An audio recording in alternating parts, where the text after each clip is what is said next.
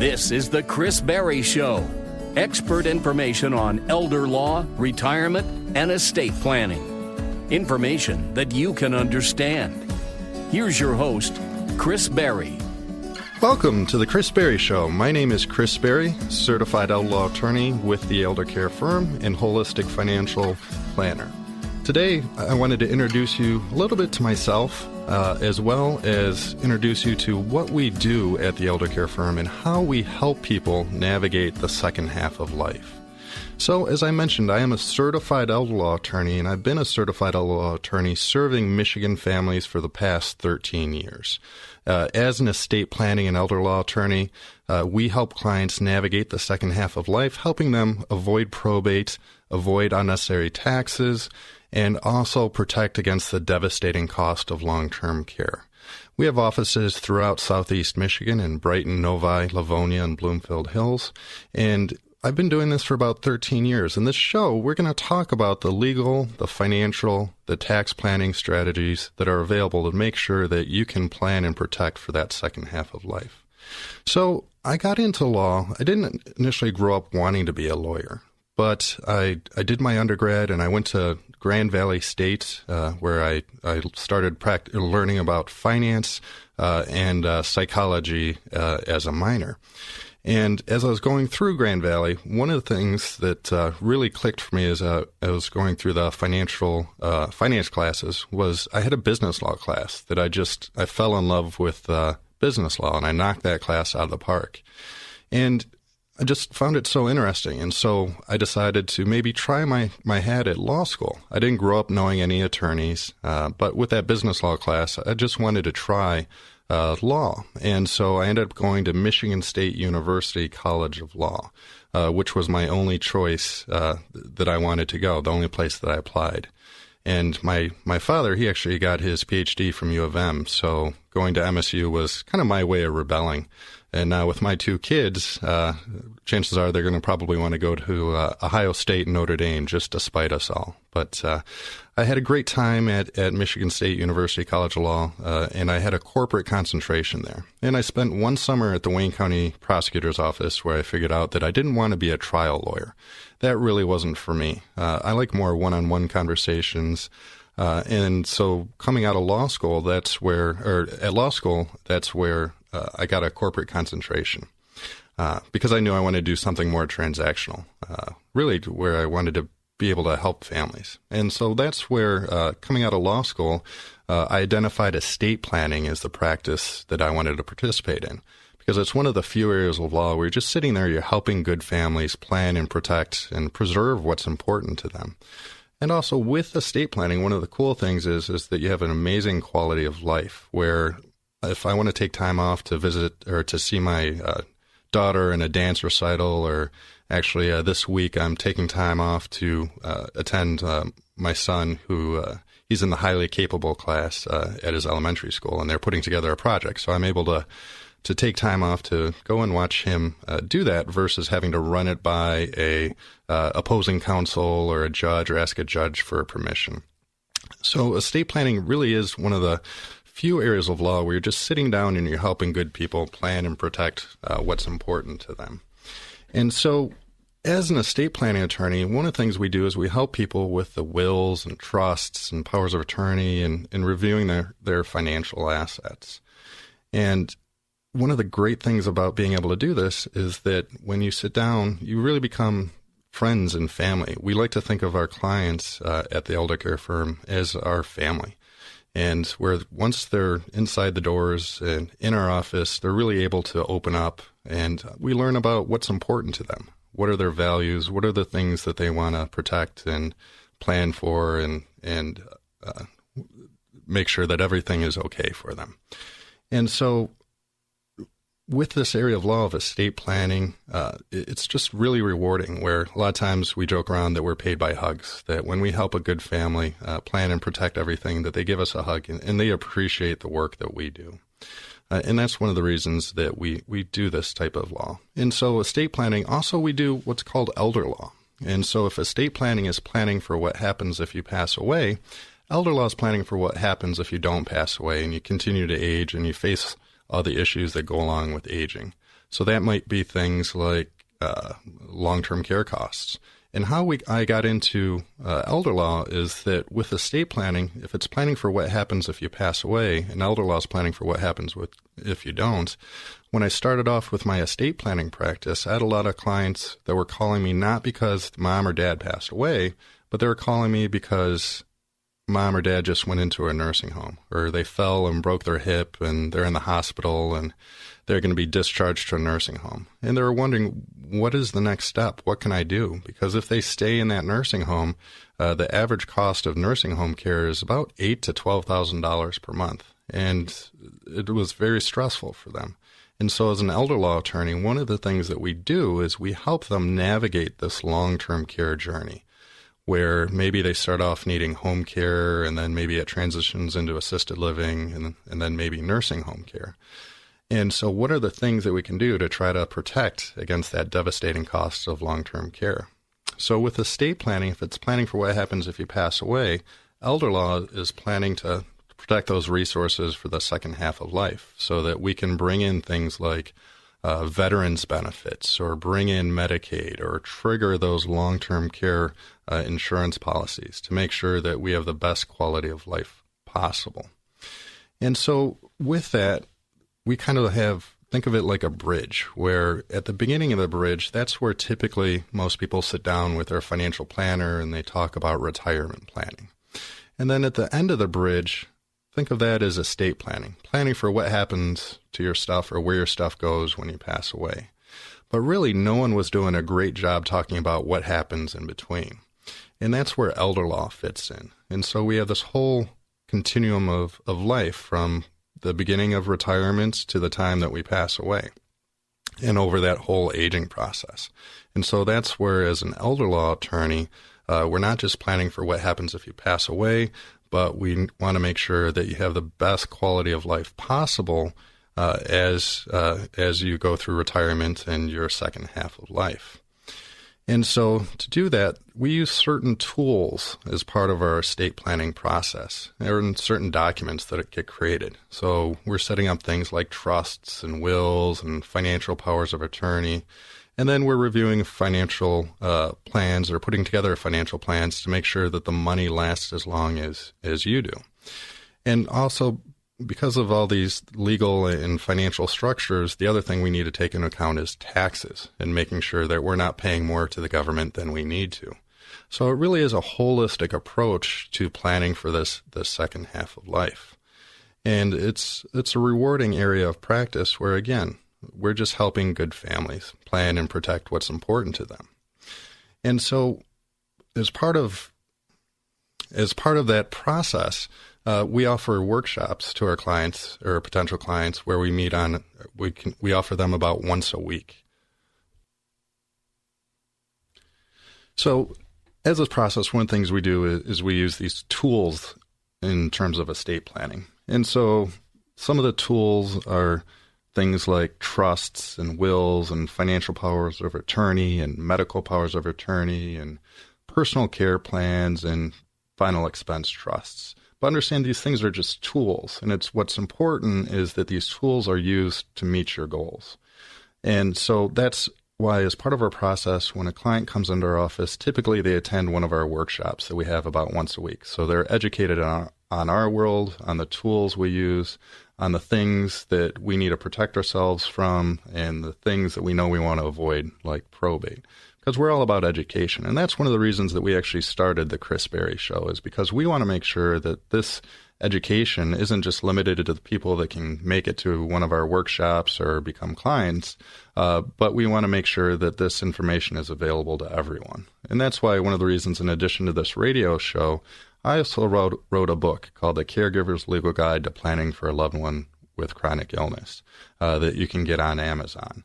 It's a book that I published back in 2014, and it talks about navigating the long-term care journey. And it talks about Medicaid and veterans benefits and how to utilize long-term care insurance policies to make sure that you're protected against the devastating cost of long-term care.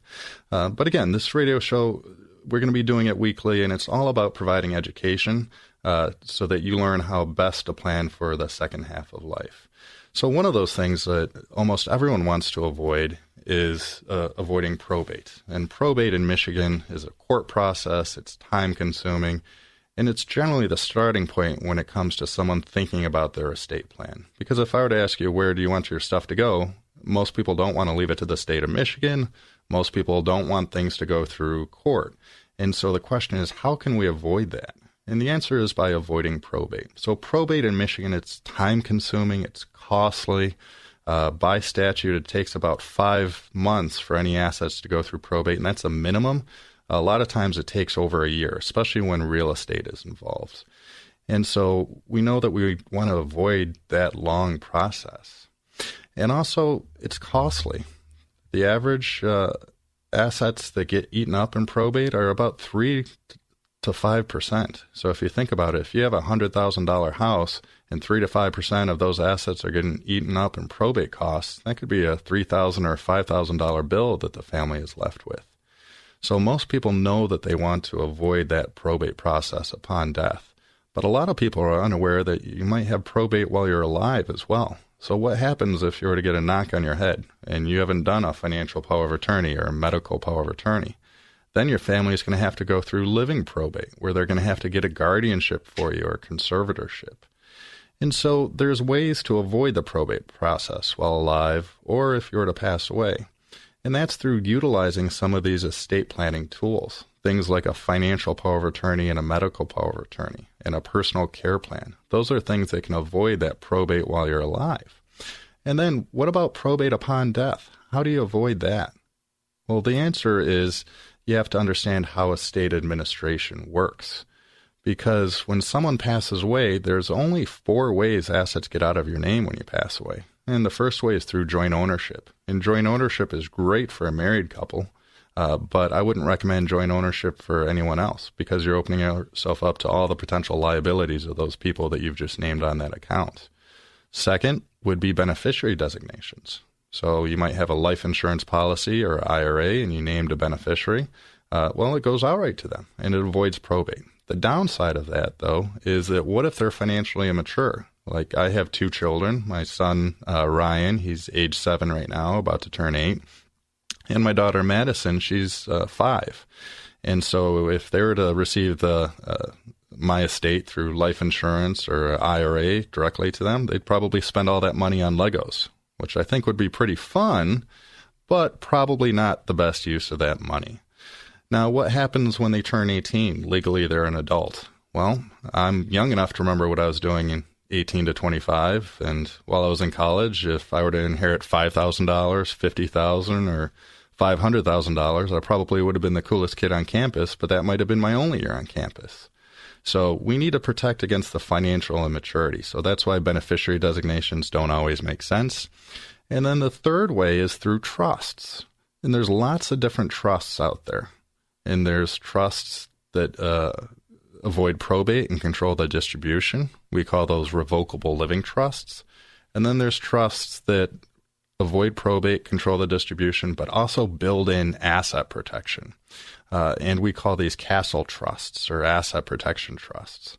But think of a trust kind of like a suitcase. You put your things into the suitcase, and then you can hand the suitcase to someone else when you pass away. And that's kind of how a trust works, is you put your assets into the suitcase.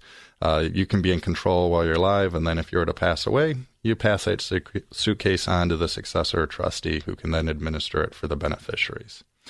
So if an asset doesn't pass through joint ownership, beneficiary designation, or trust, then it ends up going into probate. And that's what we want to try to avoid in Michigan because, again, it's time-consuming, it's costly, and most people want to try to avoid those types of things.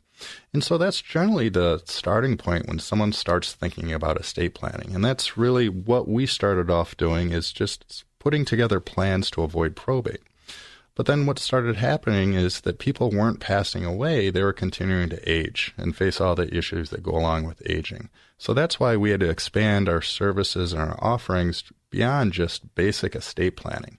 And that's why we started getting into elder law and asset protection and tax planning, and making sure that financial assets are titled properly. And that's one of the biggest issues we see is you might have a trust, but it might be not funded correctly, meaning the assets aren't pointing to the trust. So as part of a holistic plan, we're looking at wealth planning, estate planning, tax planning, protecting against long-term care, and all these things fit together. Because think of it like you're building a car. Think of the legal plan as the chassis of the car, and you want to make sure you have a good chassis, and then the financial and tax plan is the engine. And so we need to make sure that all these pieces fit together. Otherwise, your car is not going to go very far. So that's one of the things that we're going to be talking about on the Chris Berry Show, which will be every Sunday at 2 p.m. And I look forward to sharing more tax planning, financial planning, estate planning strategies to make sure that you're best planning for the second half of life. And so feel free, if you do have questions, you can email us at askchris@thechrisberryshow.com, and we'll read your questions and I'll answer them on the air weekly. Or if you do have any questions specific to your situation or want to set up an appointment to talk about them, feel free to give us a call at any time at 888-390-4360. Again, 888-390-4360. And again, this is Chris Berry on the Chris Berry Show. That's every Sunday at 2 p.m. on FM 101.5, AM 1400, The Patriot.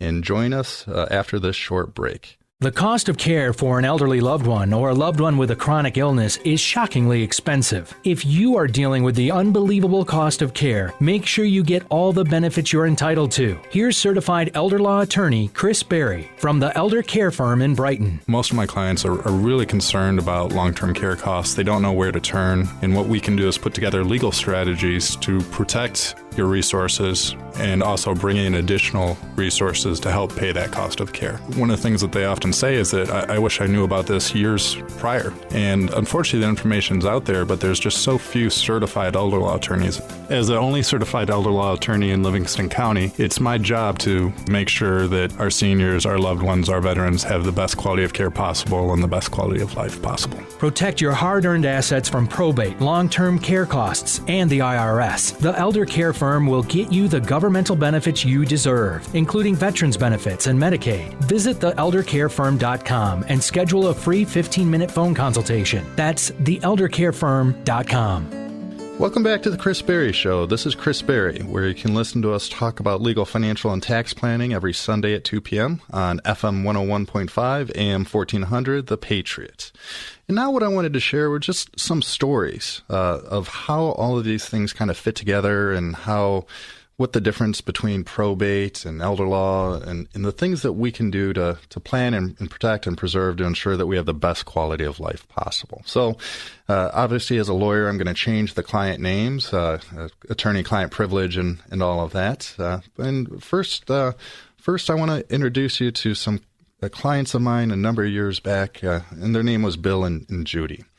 And Bill was age 70 and Judy was 62, and Judy had been taking care of Bill for a number of years. Bill had Alzheimer's, advanced Alzheimer's at this point, and Judy was been caring for him for a number of years. But unfortunately, it got to the point where Bill just couldn't live at home anymore. The care that Judy was providing, it got beyond her. And so Judy came into her office and she was crying. She was in tears because she didn't know how she was going to pay for Bill's long-term care in the nursing home. Because she found a great nursing home very close to her home where she'd be able to visit Bill regularly. But the cost for that nursing home was going to be $10,000 a month. And Judy didn't know how she was going to pay for that. Judy is like a lot of my clients, not billionaires by any stretch of the means, but she did pretty good. She was a retired Detroit school teacher, and Bill worked for auto industry.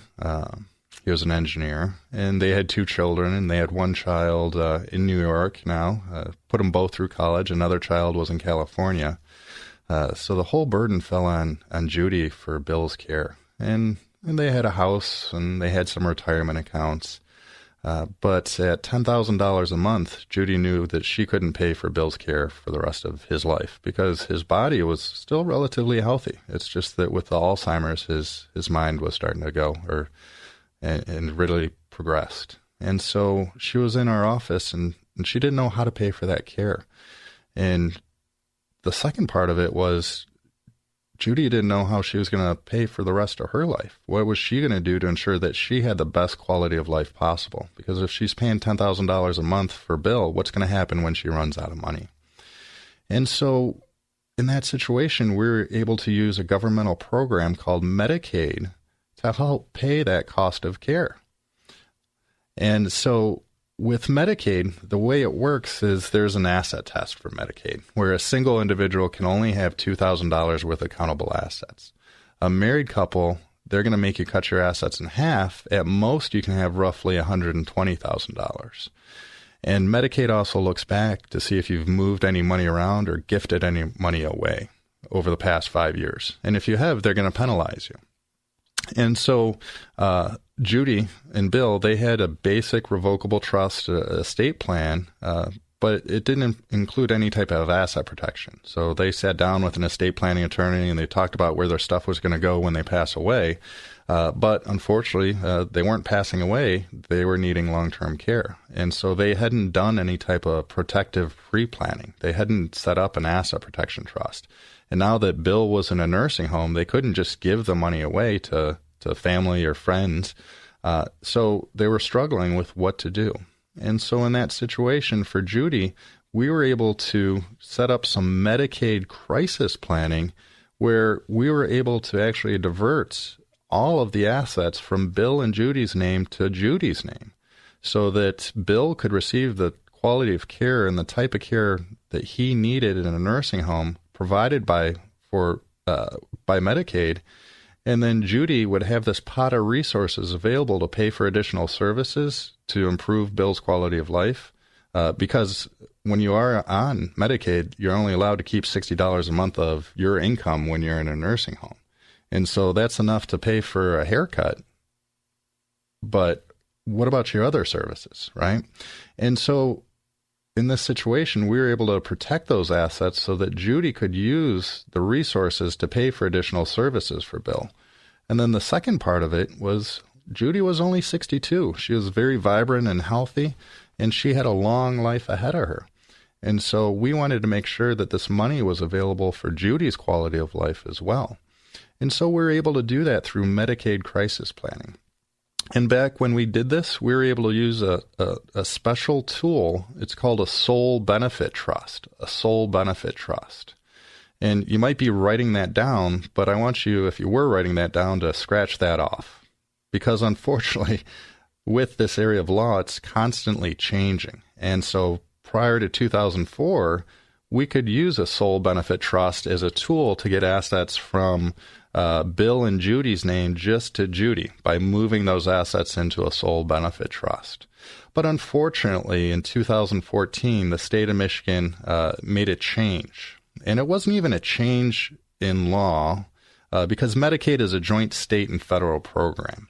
So the feds, they put together the governmental rules or the guidelines, and then they leave it up to each state to then determine how they plan on interpreting those rules. So then the states come up with their laws. And so we see when there's change at the federal level, and we see if there's a change at the state level in terms of the laws. And then we even see if there's a change in terms of the case books that, or the rule books that the caseworker used. We see if there's even changes there ahead of time. But unfortunately, in August of 2014, the state of Michigan made a change in an interpretation of the case, of the rule book that the caseworkers were working off of. So unfortunately, a lot of families without any type of notice all of a sudden had their Medicaid applications denied if they were utilizing the sole benefit trust. So the funny thing is that then us as a group of lawyers, we sued the state of Michigan, saying that it was unfair in terms of how they made this change. And do you know what happens when you sue the state of Michigan in Michigan court? you end up losing, right? And so unfortunately, this change did go through. So in 2014, we could not utilize those sole benefit trusts anymore for the benefit of our families to move assets from a sick spouse to a healthy spouse when they need nursing home care. So when we were doing planning for Bill and Judy, we were able to utilize that sole benefit trust. Since 2014 in Michigan, unfortunately, we're unable to now. Now, that said, we still have Medicaid crisis planning strategies. So if you do have a loved one that is in a nursing home and they're married, chances are we can get a majority, if not all, of the assets to that healthy spouse and utilizing Medicaid crisis strategies. And one of those things might be a Medicaid compliant annuity. And it's not an annuity for any investment standpoint, but it's just a way to turn that overage and asset into an income stream. And if you want more information on Medicaid crisis planning strategies, feel free to visit our website, thechrisberryshow.com, where we'll have some resources available. Or give our office a call at 888-390-4360. Again, 888-390-4360. And so again, with Bill and Judy and their situation, we're able to move all of the money over to Judy and protect nearly 100% of those assets so that they didn't have to spend down to that $2,000 asset limit, or Judy didn't have to spend half of her money on nursing home care, ensuring that Bill got the best quality of life possible and that Judy was able to have a peace of mind to know that she was going to be taken care of in the second half of life, regardless of whether they were dealt the hands of cards of a loved one who needed long-term care. So that's just one example where we were able to take someone who had a basic estate planning and kind of pivot to now allow for protection from long-term care costs, which is really what elder law is about. And also we're able to use financial strategies to ensure that that money was protected. Now, another example, and I have to change the names for attorney-client privilege. We'll call them the Majors. So John and Helen Major. And so John and Helen have been married for a number of years. John, at this point, he's 85, and Helen, unfortunately, she's been diagnosed with dementia, and John has been caring for Helen for a number of years. And John, he was in the military. He actually served in the Army for a number of years and received an honorable discharge. So he helped serve this country. And because of that, they were able to qualify for a little-known benefit called the Aid and Attendance Benefit that is available to veterans. And there's two types of veterans benefits that we see people receive a monthly benefit from, and one is called non-service-connected pension, and the other type is called service-connected compensation. So service-connected compensation, that would be if you served during the military and maybe you were exposed to Agent Orange, and now you have some symptoms, or you were shot and you lost use of your arm or your knee, and based on that, you receive a disability rating. And then based on that disability rating, you're going to receive a monthly benefit to compensate you for your service. And that's not really the type of veterans benefit that I work with. I work with what's called a non-service connected pension. And the non-service connected pension, or sometimes called the Aid and Attendance Benefit, is a monthly benefit that can bring in an extra $1,000 to $2,000 a month to help pay for long-term care costs. Where if we have a veteran or surviving spouse who needs home care, is in assisted living, or even in a nursing home, they can receive an extra $1,000 to $2,000 a month to help pay for that cost of care. And so typically we see home care costs maybe $1,000 to $3,000 a month if you're buying a couple hours per day, a couple times per week. Or assisted livings might cost $2,000 to $5,000 a month. A nursing home might cost $8,000 to $12,000 a month. And so the question is going to be, how in the world are we going to pay for that, right? And so that's where we can bring in things like the VA benefit to help pay for that cost of care. And that's something that we did in this situation. So John, again, he was a veteran, and Helen was a spouse of a veteran. And John was starting to slow down a little bit himself, too. And he got to the point where he knew he couldn't take care of Helen on his own. And so John and Helen, they moved into independent or assisted living, where they had memory care facilities available. And so John was able to maintain some of his independence. He could still drive and he could still take care of Helen to a certain extent. But now there's additional services available to the two of them when they moved into this assisted living. And the assisted living for both of them was going to cost about $5,500 per month, which it's pretty costly. And it was going to be more than John's Social Security and pension. And so we were able to, at that point, bring in this VA benefit, which was going to bring in this situation, an extra just over $1,400 a month tax-free to help bridge that cost of that independent or assisted living so that they wouldn't have to dip into their assets to pay for this cost of care.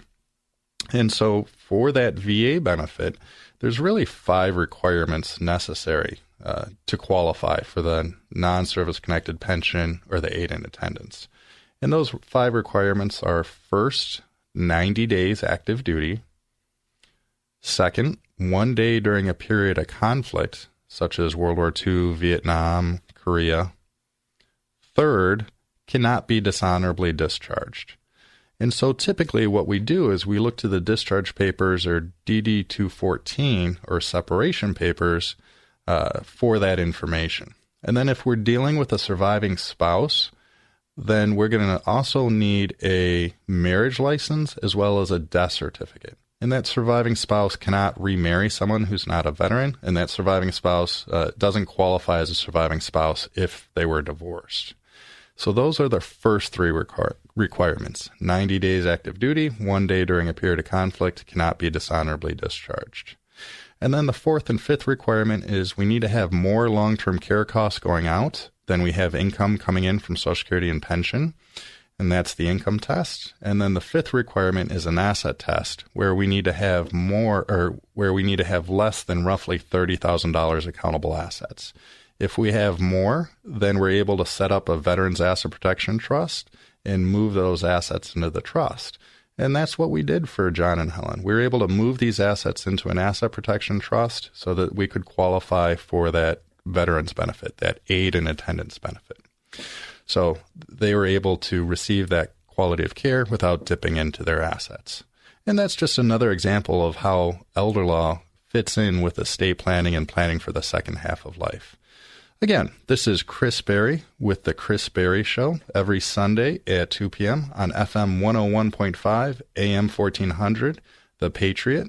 If you want to learn more, visit us on the web at thechrisberryshow.com, or feel free to give our office a call at 888-390-4360. And coming up on the next segment, what we're going to be doing is answering some questions. I took a poll of some common questions, had people send them in to me ahead of the show. And what I'm going to do is go through those questions and also answer those questions. Now, keep in mind that this is, while I may be a lawyer, in terms of your specific situation, I recommend you sit down and talk to a lawyer or financial professional. So keep that in mind as we're going through this question and answer. Now, with that, I want to thank everyone, and I'll see you after the break. Thank you very much. Certified elder law attorney Chris Berry from the Elder Care Firm in Brighton can help you protect your assets from the cost of long-term care, and they can also help you with estate planning, like they did for Linda Emerson. I had to redo my will. It weighed on me that I hadn't changed it. I wanted to make everything easy for my daughter whenever I do keel over. But I went in, it was very professional, and sat down with Chris. I would definitely suggest him because he knows his stuff and he's not aggressive. He's, very friendly and makes you feel comfortable, because I think he realizes it's not a comfortable thing for people.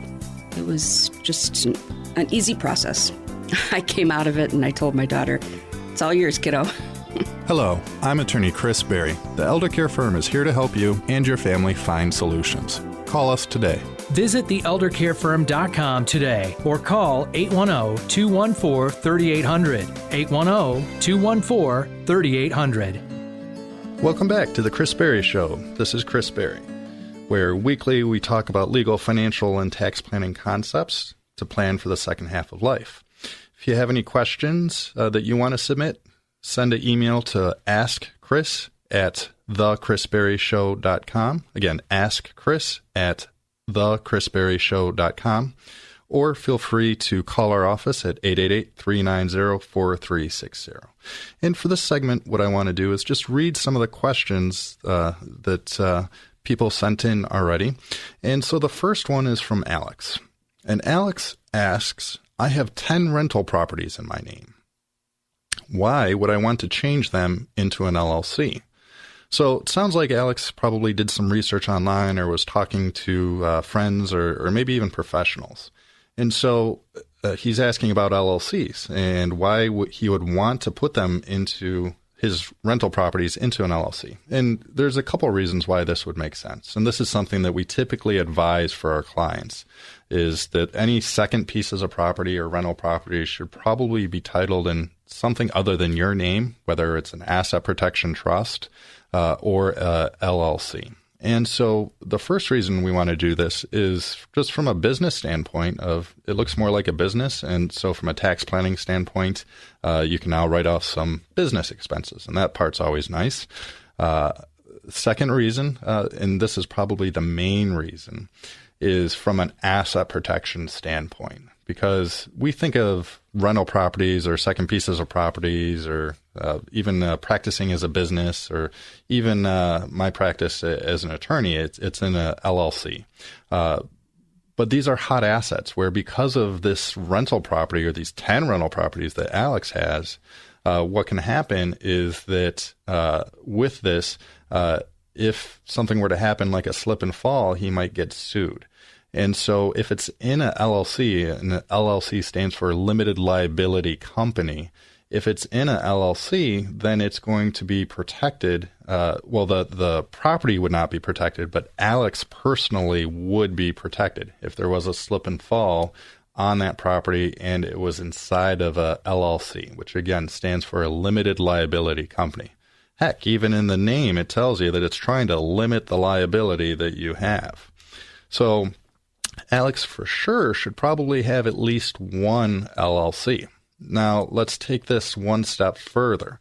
Let's say we put all of those 10 rental properties into that one LLC. What happens if there's a slip and fall on one of those properties? Well, then everything inside of that LLC could get eaten up in that lawsuit. Okay, so think of it as if we put it all into one box, something happens to one of those pieces of real estate in that box, then everything inside of that box could be eaten up as part of the lawsuit. So instead, what we might want to do is set up a series of LLCs or limited liability companies, where now each rental property, depending on the value, would be titled in the name of would be titled in its own LLC, so that if something happened to one of the properties, A, it's not going to affect Alex. He's going to have personal liability protection. But B, the other properties wouldn't get eaten up in that lawsuit. So that's another level of coverage. Now, whether he should utilize one LLC or a series of LLCs would really depend on the value and his amount of risk he's willing to take on. For example, I have a situation or a client where they bought a bunch of properties in Flint shortly after the water crisis there, and each one isn't valued very highly. So what they did is they put about 5 LLCs, and they have 40 properties total. They put together about 5 LLCs, and they have the properties in those 5 LLCs. Because from a paperwork standpoint, you have to, when you set up an LLC, you have to pay a fee to the state every year. And so from a paperwork standpoint, they felt comfortable with that. But to answer, Alex, your question, I would set up at least one LLC, if not more LLCs for those rental properties. So the second question I have is from Kimberly. And Kimberly asks, I am supposedly listed as a secondary power of attorney for my mom. Am I legally able to see any papers with my name on it? And her sister supposedly is the primary power of attorney, and she's telling a nursing home not to show me anything. What are my rights to any such documentation with my name on them? How do I get to see them? Can I request medical information about my mother without asking permission from the primary power of attorney? So in this situation, we have Kimberly, and it sounds like mom set up either a financial or a medical power of attorney or both. A financial power of attorney is a document that allows someone to make financial decisions. A medical power of attorney is a document that allows someone to make medical decisions and typically get access to medical information. That could actually be in either the financial or the medical power of attorney. And it's one of the ways to avoid those living probates that we talked about in the opening. So Kimberly's mom, it sounds like, set up a financial or medical power of attorney and apparently named Kimberly's sister as the first person and then named Kimberly as a successor to her sister.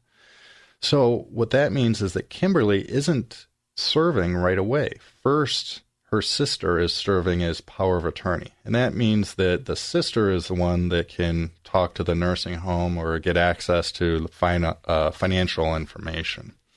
And so Kimberly is asking, what are her rights to see the documentation with her name on it? So how can she see them? And then can she request medical information about her mother without asking her sister? Well, in this situation with mom setting up her sister as the primary, Kimberly really has zero rights to see the power of attorney without mom's permission. So she wouldn't have to ask her sister, she'd have to ask mom. And that's assuming that mom has capacity to still make her own decisions. If mom is legally incapacitated, then it would be up to the sister who was named as the primary power of attorney. And that's something to keep in mind. Is a lot of times when we're sitting down with clients, they're asking, well, do I have to notify my kids? Or if I've named someone else as a successor trustee, do I have to tell them? The answer is you don't have to tell them. But depending on the family, you might want to share that information, especially if you've named someone as a successor trustee or even guardianship of your children.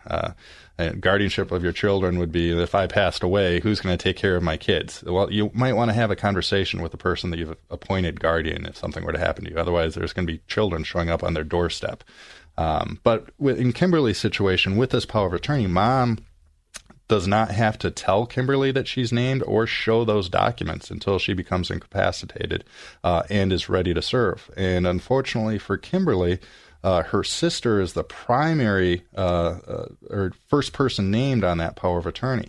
So Kimberly does not have any pull or any say or any control at the nursing home or to be able to get access to that medical information.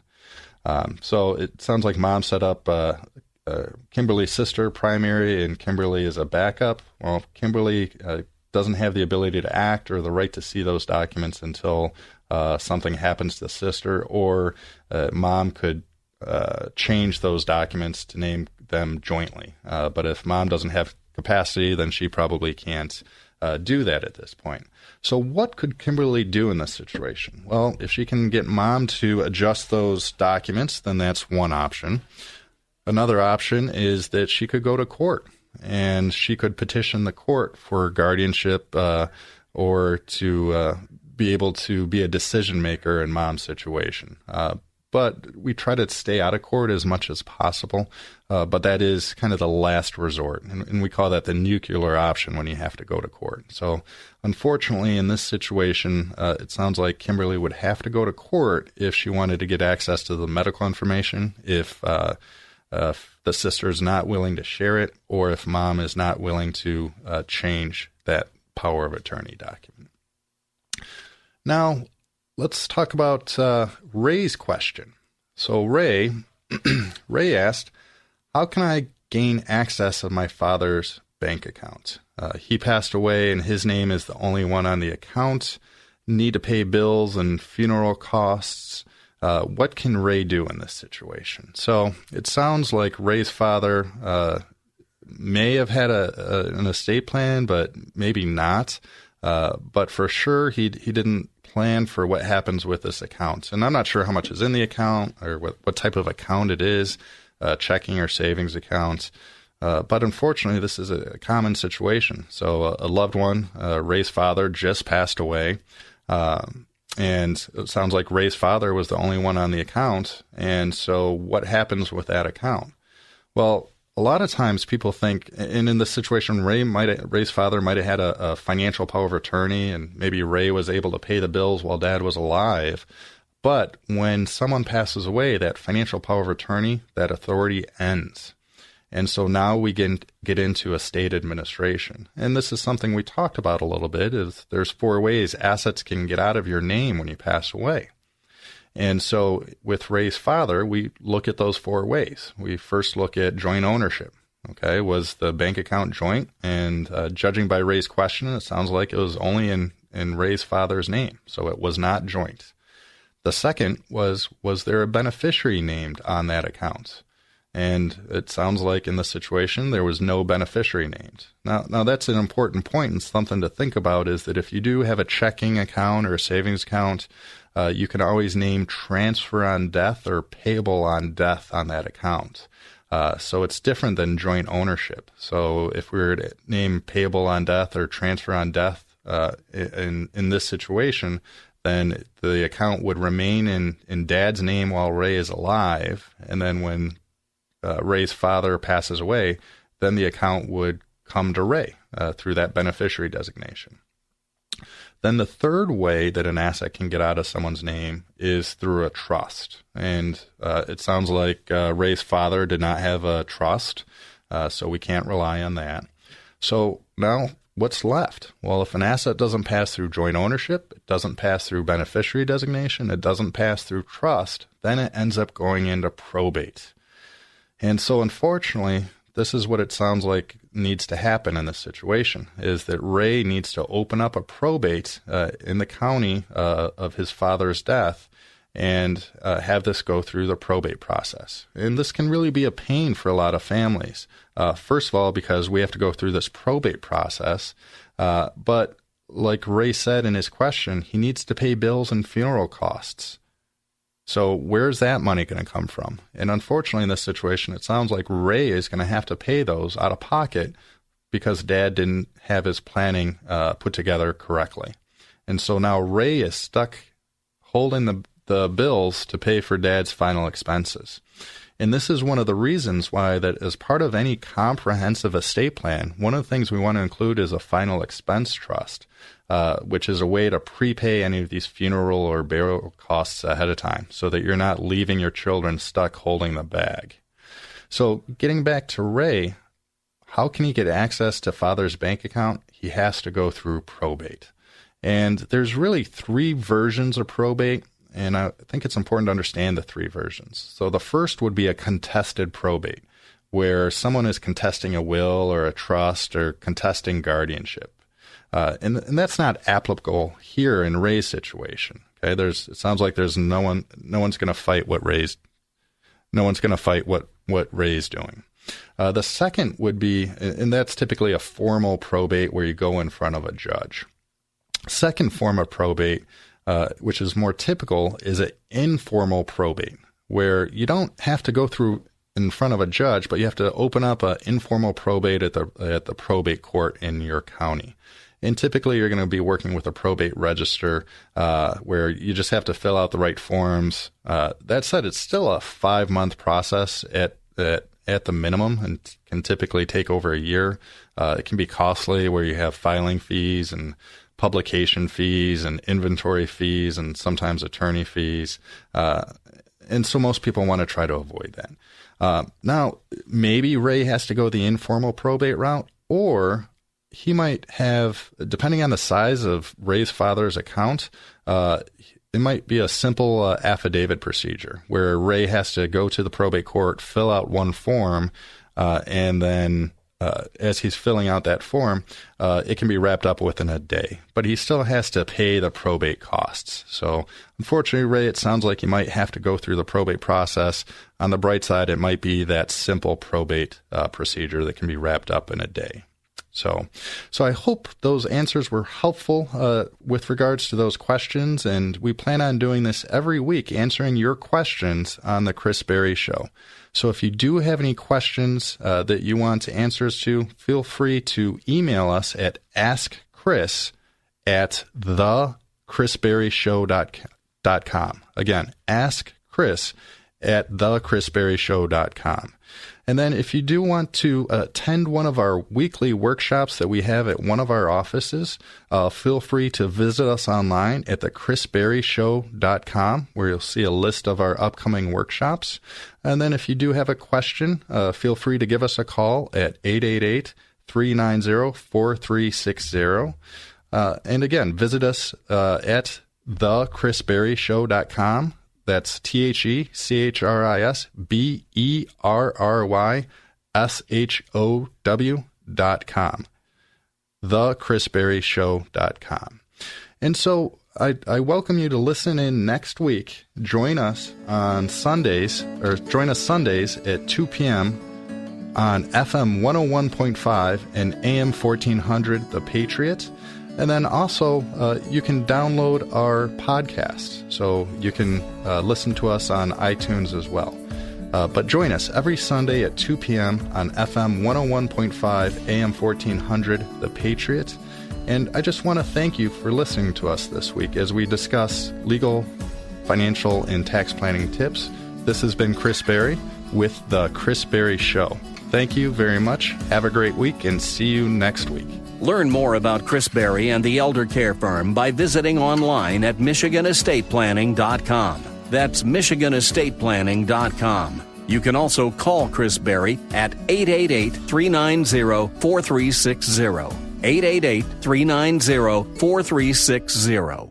This program content reflects the opinions of Chris Berry and his guests, not the Elder Care Firm, Prosperity Capital Advisors, or the C.J. Berry Group, and is subject to change at any time without notice. Content provided herein is for informational purposes only and should not be used or construed as investment or legal advice or a recommendation regarding the purchase or sale of any security or to follow any legal or tax strategy. There's no guarantee that the strategist's statements, opinions, or forecast provided herein will prove to be correct. Past performance is not a guarantee of future results. Indices are not available for direct investment. Any investor who attempts to mimic the performance of an index would incur fees and expenses, which would reduce returns. All investing involves risk, including the potential for loss of principal. There's no guarantee that any investment plan or strategy will be successful. We recommend that you consult with a professional dedicated to your needs. This program is furnished by the Elder Care Firm.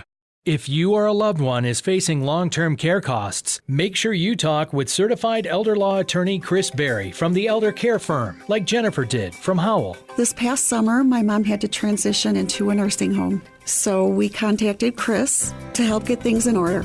You know, I wanted the best. I wanted somebody who knew what they were doing. Chris was able to help save a lot of that money that my mom and dad both worked so hard for. I thought that everything would have to go to the nursing home, but it didn't. He was able to save us half of everything that would have gone if we hadn't contacted the Elder Care Firm. And we're all happy about that. Don't go to the nursing home without contacting Chris first. Hello, I'm attorney Chris Berry. The Elder Care Firm is here to help you and your family find solutions. Call us today. Protect your assets from probate, long-term care costs, the IRS, and get the governmental benefits you deserve. Visit theeldercarefirm.com today or call 810-214-3800. 810-214-3800.